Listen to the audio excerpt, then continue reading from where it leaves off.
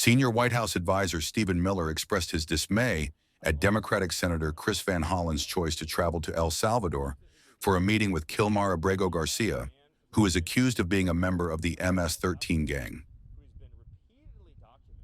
Speaking to reporters outside the White House, Miller criticized the Maryland lawmaker for disregarding the needs of his constituents, stating, "His heart is reserved for an illegal alien who is a member of a foreign terrorist organization."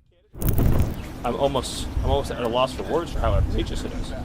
Here's an individual, the man who has been deported to his home country of El Salvador, who has been repeatedly documented by multiple federal and state authorities to be a member of MS-13, one of the most violent and ruthless criminal organizations on planet Earth, which is now a designated foreign terrorist organization, and an individual who has been incredibly implicated in human smuggling and human trafficking, an individual who is a documented woman beater, somebody who has viciously assaulted a woman in ways that shock the human conscience. That is who the Democrat Party is going to provide aid, solace, and comfort to, not to Senator Van Hollen's own constituents, like the Morin family.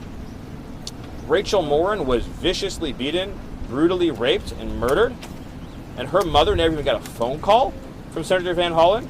Or Kayla Hamilton, a young girl who was attacked in a public restaurant, raped in the bathroom, and beaten to death and murdered by an illegal alien that Joe Biden set free into the country.